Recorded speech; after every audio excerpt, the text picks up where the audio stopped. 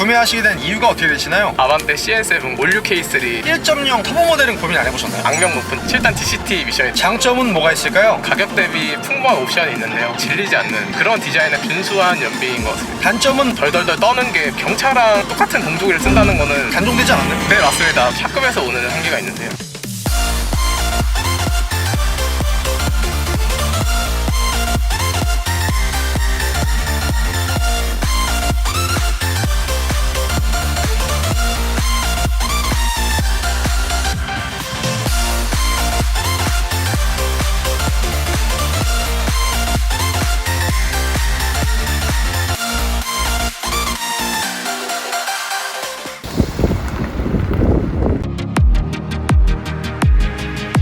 형님들 안녕하세요, 현기사입니다. 기아 자동차에서 2017년부터 생산했었던 기아 자동차의 전륜구동 소형 SUV인 바로 기아 스토닉입니다. 혁신적인 디자인과 풍부한 장점을 바탕으로 스토닉 구매를 고민하시는 분들이 굉장히 많으실 텐데요. 그래서 기아 스토닉 차주분을 만나러 경기도 김포시에 도착했습니다. 가볍게 자기소개 한번 부탁드릴게요. 안녕하세요. 경기도 김포시에 살고 있는 25살 대학생 스토닉 차주입니다. 이 차량의 소개 좀 부탁드릴게요. 이 차량은 2020년식 기아 스토닉 1.4 가솔린 등급은 트렌디 등급이고요. 추가한 옵션으로는 1열 통풍 시트 플러스 하이패스 시스템, 그리고 후측방 충돌 경고 시스템, 마지막으로 드라이브 와이즈, 이렇게 총 3가지 옵션이 들어간 차량입니다. 이 차량 신차로 구매하신 건가요? 네, 이 차량은 신차로 구매한 차량입니다. 구매는 언제 하신 건가요? 2020년 11월 말에 계약해서 12월 10일에 출고받은 차량입니다. 구매 가격은 어떻게 되나요? 옵션 포함한 차량 가액은 1970만 원이었는데 재고 차량 할인을 받게 되어서 차량 가액만 약 1700만 원 정도 주고 구매를 했고, 취등록세랑 부대 비용 총 합쳐서 1800만 원 정도 들어간 차량입니다. 현재 총 주행거리는 어떻게 되나요? 지금 약 47,300km 정도 주행하고 있는 차량입니다. 그 전에 타시던 차는 어떤 차 타셨나요? 중고로 올류모닝 J 모델을 약 6개월 정도 운행했습니다. 기아 스토닉을 구매하시게 된 이유가 어떻게 되시나요? 제가 원래 올뉴모닝 JA 모델을 중고차로 6개월간 운행을 하고 있었는데, 동생이 이제 직업군으로 입대를 하게 되면서 차가 필요해진 상황이 되었습니다. 그래서 동생에게 모닝을 주게 되었는데, 부모님께서 아무래도 차를 몰다가 차가 없으면 되게 불편하지 않겠냐라고 말씀해 주셔서 이 차량을 부모님께서 구매를 해주셨습니다. 부모님 감사드립니다, 이 자리에. 그러면 하필 이 기아 스토닉을 선택하신 이유가 뭔가요? 아무래도 제 첫 차로 모닝을 탔었다 보니까 부모님께서 경차를 탔었는데 또 경차를 타기에는 만족스럽지 않지 않겠느냐, 그러셔가지고 한 등급 더 높은 준중형이나 소형 차량을 알아보게 되었고, 이 스토닉 같은 경우가 재고차가 있었기 때문에 가장 가격적인 메리트가 컸기 때문에 아무래도 이 차량을 구매한 것 같습니다. 그럼 차주님께서 1.4 가솔린 모델로 구매를 하셨는데 1.0 가솔린 터보 모델은 고민 안 해보셨나요? 일단 가솔린 1.0 터보 모델을 구매를 하려면은 1.4 모델에서 110만 원을 추가를 해야 됐기 때문에 가성비적인 면에서 그렇게 좋지 않다고 생각했고, 또 1.0 터보 모델에는 현대기아의 악명 높은 7단 DCT 미션이 들어가기 때문에 유지보수 측면에서 1.4 모델을 구매하게 되었습니다. 그리고 이 차량 트림 구성이 다양한데 트렌드 트림 선택하신 이유 있을까요? 재고차를 선택했기 때문에 트림을 많이 고를 수 없었던 부분도 있었고요. 그리고 저희 아버지께서 말씀하시기를 풀옵션은 너무 비싸고 깡통은 좀 타기 불편하지 않겠느냐, 그렇게 말씀하셔가지고 중간 트림인 트렌디 트림을 구매하게 되었습니다. 스토닉과 동시에 구매를 고민했던 차량이 어떤 게 있을까요? 아반떼 CN7과 올류 K3 모델을 두고 고민했었습니다. 그 차량들 포기하신 이유 뭔가요? 아반떼 CN7 같은 경우에는 전시차를 안 잡았을 때 너무 만족을 했었는데 그 차량 가격이 2,600만 원이어서 가격적인 부분에서 포기를 하게 됐고, 그리고 올류 K3 같은 경우에도 제가 원하는 옵션을 넣어서 출고를 하게 됐을 경우에 차량 가액만 2,000만 원이 넘는 상황이라서 복합적으로 다 해서 차량 예산을 2,000만 원 안쪽에서 잡았기 때문에 금액적인 부분에서 두 차량 모두 포기하게 되었습니다.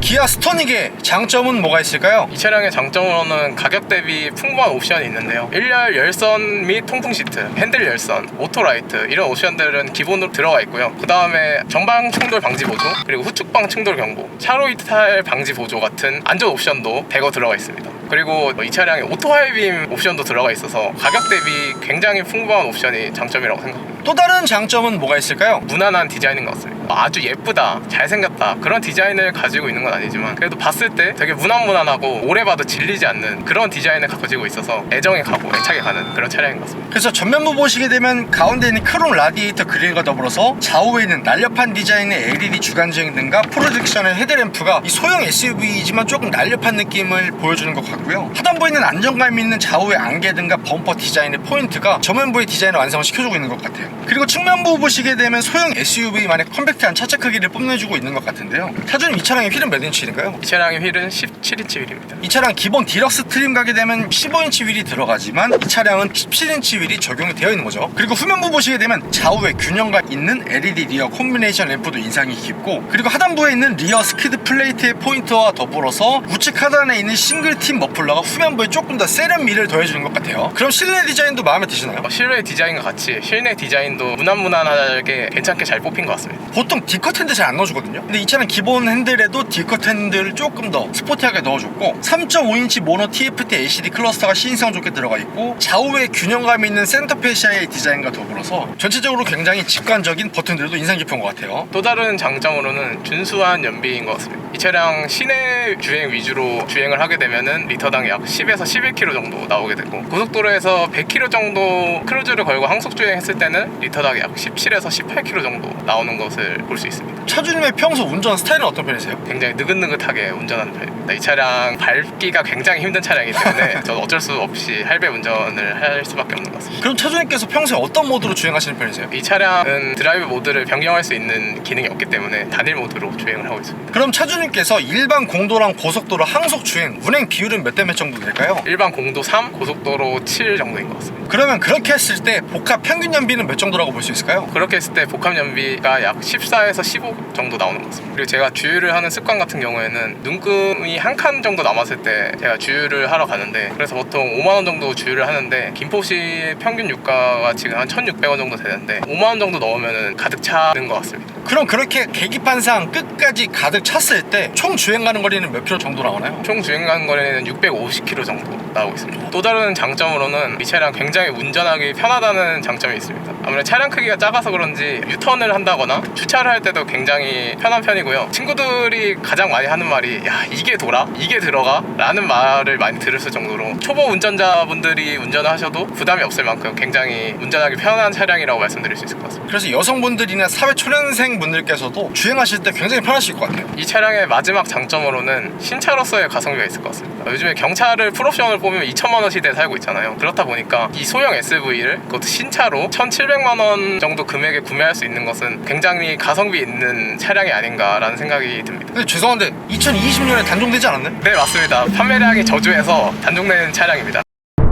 기아 스토닉의 단점은 뭐가 있을까요? 첫 번째 단점으로는 부족한 출력입니다. 제원상으로는 100마력의 13.5 토크로 나와 있는데요. 일상생활에서 주행하는 데는 크게 어려움이 없는 출력이긴 한데, 아무래도 경사진 도로를 올라간다던가 고속도로에서 추월 가속을 할 때는 많이 답답함을 느끼고 있습니다.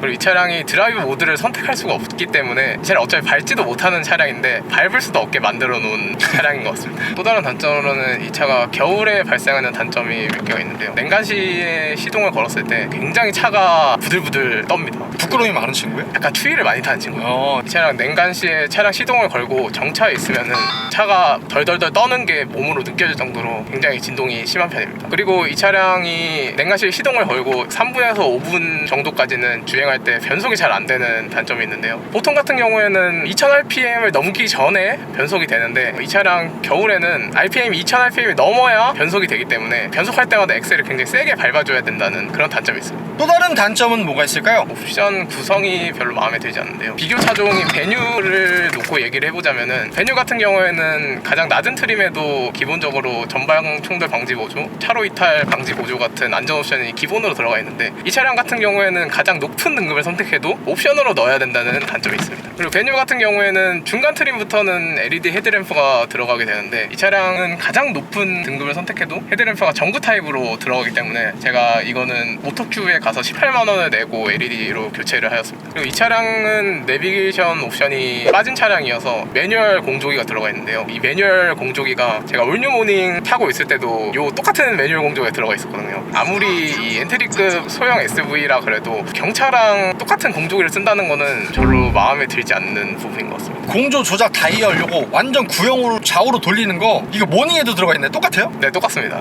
이게 직관적으로 돌리기에는 좋은데 디자인적으로는 별로 보기에는 좋지 않은 부분인 것 같습니다. 또 다른 단점으로는 이 차량의 애매한 포지션인데요. 황 기사님 지금 차량 앉아 계신데 SUV에 타고 계시다는 느낌이 드시나요? 솔직히 얘기해도 돼요? 네. 솔직하게? 네.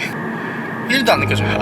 세단 타는 것 같아요. 사실 이 차량이 시트 포지션도 그렇고 시야적인 부분도 그렇고 헤드룸도 그렇고 사실 일반 세단이랑 크게 다른 점을 못 느끼고 있어서 오히려 제가 캐스퍼를 시승했을 때 캐스퍼가 더 SUV 같다고 느꼈었거든요. 그래서 이 차량은 SUV라고 하지는 못할 것 같습니다. 오히려 키 큰 해치백을 타고 있다는 느낌이 맞는 것 같습니다. 또 다른 단점으로는 차급에서 오는 한계가 있는데요. 차량이 일단 소형 SUV이기 때문에 뒷자리가 굉장히 좁아서 제가 운전하기 편한 포지션으로 맞춰놓고 운전을 하면은 뒤에 사람이 아예 탈 수 없을 정도로 네, 공간이 나오기 때문에 또 제가 뒤에 사람을 태울 일이 간간히 있어서 바짝 당겨야 되잖아요. 네, 아무래도 바짝 당겨야 되기 때문에 좀 불편하게 운전하는 포지션을 갖는 습관이 생겼습니다. 그리고 좁은 뒷자리와 더불어서 이 차량 트렁크 용량도 작은 편인데요. 여행을 갈 일이 있으면은 짐 몇 개 실으면은 트렁크를 닫기가 힘들 정도로 트렁크 용량이 꽤 작은 편입니다. 그리고 승차감도 별로 좋지는 않은데요. 주행하다 보면은 이 노면의 모든 부분을 다 느낄 수 있을 정도로 승차감이 별로 좋지 않습니다. 그리고 이 차량 방지턱을 넘을 때 조금만 세게 넘어도 정말 멀미가 날 정도로 안 좋습니다. 솔직히 얘기해도 돼요?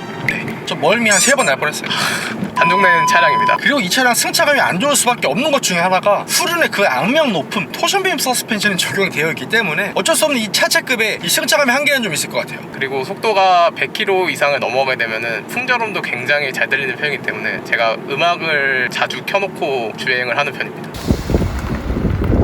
기아 스토닉의 한 달 유지비는 어떻게 되나요? 보험료 같은 경우에는 제가 아직 나이가 어리기 때문에 아버지 밑으로 들어가서 보험료는 1년에 110만 원 정도 내고 있고요. 자동차세는 1년에 26만 원 정도 납부하고 있습니다. 유류비 같은 경우에는 제가 운행 환경이 시내 3, 고속 7 이렇게 운행을 하고 있는데 이렇게 운행했을 경우에 복합연비는 14에서 15 정도 나오고 있습니다. 그리고 제가 보통 주유하는 습관이 게이지가 한 칸 남았을 때 보통 주유를 하는 편인데 김포 평균 유가 1,600원 정도 기준으로 5만 원 정도면은 가득 들어가는 편입니다. 그랬을 경우에 총 주행 가는 거리는 650km 정도 나옵니다. 그리고 제가 한 달에 1000km에서 1500km 정도를 운행을 하고 있는데 그랬을 경우에 유류비로 10만 원에서 15만 원 정도 지출하고 있는 것 같습니다. 그리고 엔진오일 같은 경우에는 제가 원래는 오토큐에서 알다가 너무 비싸져가지고 굉장히 비싸졌어요. 네, 굉장히 비싸졌어요. 그래서 차량 관리 어플을 통해서 동네 카센터에서 예약을 하고 교체를 하고 있는데요. 그랬을 경우에는 약 5만 원 중반 정도 금액이 들고 있습니다. 스토닉을 구매하신 걸 후회하시진 않나요? 사실 부모님이 구매를 해주신 차량이라서 후회를 한다 그러면은 부모님께서 굉장히 실망을 하실 것 같은데 사실 조금은 후회 중입니다. 저였으면은 중고로 더 급이 높은 차를 샀을 것 같습니다. 마지막으로 하고 싶으신 말씀 있으실까요? 이 차량 굉장히 가성비도 좋고 운전하기도 편하고 소형 SUV를 구매를 하고 싶으신데 르쌍쉐는 싫고 베뉴는 너무 비싸다 하시는 분들에게 추천드리는 차량입니다.